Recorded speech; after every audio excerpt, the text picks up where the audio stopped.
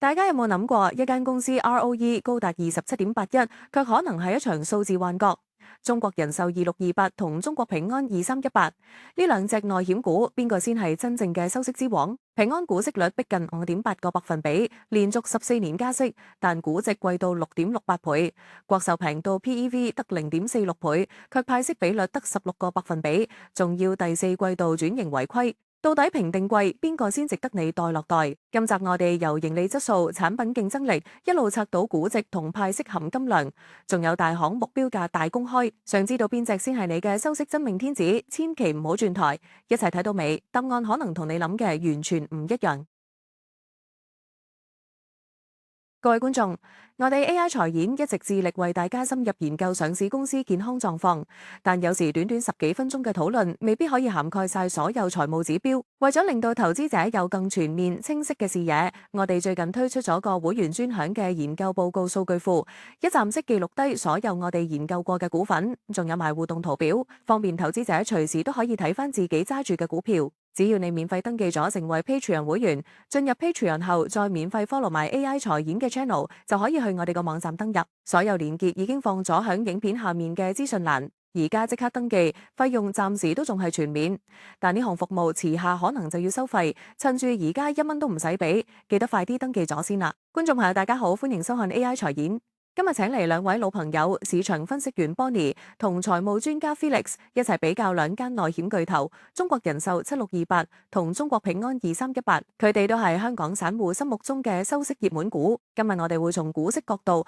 同埋未來發展前景同大家仔細拆解。Bonnie， 不如你先講下呢兩間公司所屬嘅保險行業未來嘅前景點睇？講到內險行業前景，我會用轉型跑道嚟形容。宏觀最大變數係內地10年期國債收益率，依家徘徊喺1.7厘咁上下嘅歷史低位，直接壓縮利差空間，呢個係全行最大隱憂。不過監管都有出手，報行合一加上預定利率階梯下調，普通型由3.5降到2.0，分紅型降到1.75，長遠有助壓低負債成本，減輕利差損壓力。雖然短期會抑制新單增長，我留意到一個結構性轉變，就係行業正加速轉向分紅型產品，等於將部分投資風險轉移俾客戶承擔。國壽過險渠道分紅險依家已經佔首年期交近60%，呢個轉型速度幾快？另外兩公司對呢個宏觀環境嘅敏感度好唔同，國壽係純壽險，彈性全部暴露喺利率同股市呢兩個變量，平安就有銀行、產險、醫養呢幾條業務線做緩衝，波動性相對細好多。所以行業前景要分開睇，穩健增長中，大結構性挑戰。多謝 Bonnie 拆解行業結構性轉變，特別係利差損呢個宏觀變數，好值得投資者留意。而家轉去財務角度 ，Felix 想請你比較下兩間公司嘅盈利能力。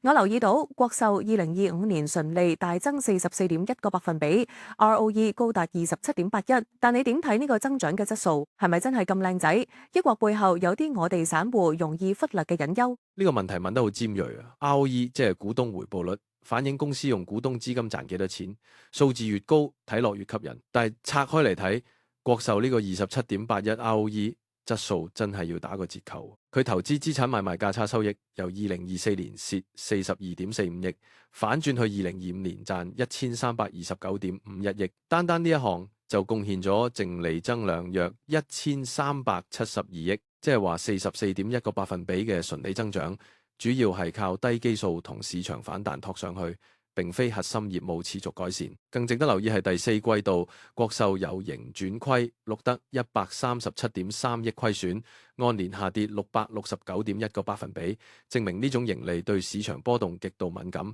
好似坐過山車咁。相比之下，平安用歸母營運利潤呢個指標，即係剔除短期投資波動後嘅核心盈利，只升10.3個百分比，睇落唔夠爆炸，但更貼近真實可持續嘅賺錢能力。對收息投資者嚟講，穩定性先係王道。多謝 Felix 提醒，散戶睇高 ROA 之餘，都要留意盈利質素同波動風險，唔可以只睇表面數字。而家想轉去產品 competitiveness 呢個角度 ，Bonnie 平安主打綜合金融同醫療養老生態圈，國壽就相對傳統。兩間公司嘅產品競爭力有咩明顯分野？邊間比較適應而家分紅險轉型嘅大趨勢？呢個對比幾有趣喎，我會形容為生態圈對單一產品線嘅較量。平安嘅殺手武器係醫療養老生態圈，依家居家養老服務已經覆蓋100個城市，超過24萬人獲得服務資格。呢個生態圈貢獻咗壽險新業務價值近70%，等於將保單同健康管理綁埋一齊賣，客戶黏性自然高好多。數字上，平安有2.51億個人客戶，人均持有2.94個合同，交叉銷售能力強勁。喺分紅險轉型呢一浪，平安新業務價值率企喺28.5個百分比，按年升5.8個百分點，遠高於國壽嘅19.5個百分比咁上下，反映平安產品組合定價能力同利潤空間都優勝。國壽方面，雖然個險渠道分紅險已經佔首年期交近60%，轉型速度唔慢，但佈局始終單一，缺乏配套生態圈支撐，容易變成純粹價格戰產品，長遠競爭力我覺得會被拉開差距。多謝 Bonnie 拆解產品競爭力、生態圈同單一產品線嘅分野好清晰。而家想轉去現金流呢個實際嘅角度 ，Felix 收息投資者最緊張嘅始終係派息有冧冇。你點睇兩間公司嘅現金流狀況係咪足夠支持長遠派息？平安嘅營運利潤同現金分紅之間，同國壽嘅浮盈息利潤相比，邊個嘅現金流基礎比較穩健？呢個問題正正命中收息股嘅核心。我會用派息嘅含金量嚟做比較框架。平安派息係以歸母營運利潤1344.15億做基礎，呢個指標已經剔除咗短期股債波動，即係話派息比率36.4個百分比，係建基於真金白銀嘅核心經營成果，含金量高。國壽就唔同喎，佢1540.78億淨利潤入面，大部分係公允值浮盈，即係股債價格帳面升值，並非實際收到嘅現金，但派息比率反而得16個百分比。管理層都解釋係核心償付能力128.77，已經接近監管臨界值，要留存資本。換句話講，就係賺紙上富啟，派息卻要縮沙。另外要留意，兩間公司都加大咗股票配置。國壽股票佔比由7.58升到11.25，平安由7.6升到14.8，代表未來淨資產同派息基礎對 A 股波動嘅敏感度都會上升，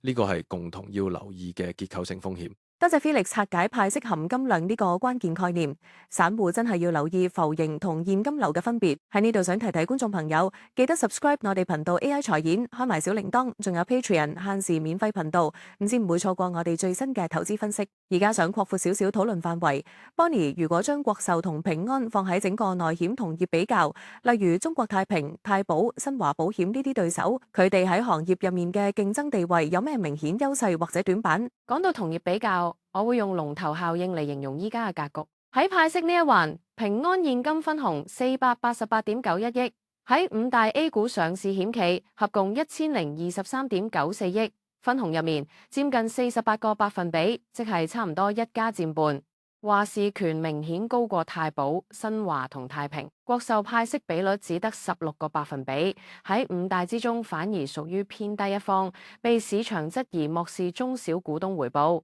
喺市佔率方面，國壽同平安兩間加埋壽險市佔率已經超過40%，屬於絕對雙寡頭。太保同新華規模較細，但呢兩間近年主打精品化代理人策略，人均產能提升幅度反而跑贏大型同業。值得留意，佢哋喺高端客群嘅滲透率增長，太平就受惠於海外業務佈局，係少數有跨境優勢嘅內險股，但規模始終同兩大巨頭有距離，缺乏話語權。多謝 Bonnie 拆解雙寡頭格局，話語權分佈好清晰。而家想轉去估值角度 ，Felix 我留意到國壽 H 股 PEV 大約0.46倍，平安就係0.71倍咁上下。市盈率方面，國壽4.7倍，平安6.68倍，睇落國壽平好多，但大行點睇呢個估值差距？有冇提到目標價，或者解釋點解平安仲值得日價？呢個估值差距，我會形容為便宜有便宜的理由，貴有貴的道理。先講 P/EV， 即係股價相對內含價值嘅比率。內含價值可以理解為壽險公司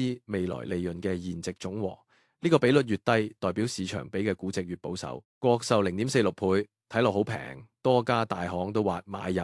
美銀就將國壽 H 股目標價定喺33.1港元，但呢個折讓某程度反映市場對佢盈利波動同派息偏低嘅擔憂，唔係白比嘅便宜。平安方面，中金公司將 A 股、H 股目標價分別上調到89.8元同99.4港元，維持跑贏行業評級。瑞銀重申買入 H 股目標價70港元，仲預期2025年同2026年股息率有4.9同5.1個百分比。大摩就將目標價由70升到89港元。大行普遍睇好2026年壽險板塊估值重返1.0倍 P/E 之上，而平安嘅日價正正反映佢多元化業務帶嘅盈利穩定性同埋派息可持續性，呢啲質素因素市場願意俾錢買。總結今日討論，中國平安利好因素，股息率約5.8個百分比，遠勝國壽，連續14年增派息，派息比率36.4個百分比，含金量高，業務多元化，帶來現金流韌性同抗風險能力。不利因素，估值較貴，市盈率6.68倍，銀行同資管板塊仍有拖累，關鍵人風險。中國人壽利好因素，估值全場最平 ，P/E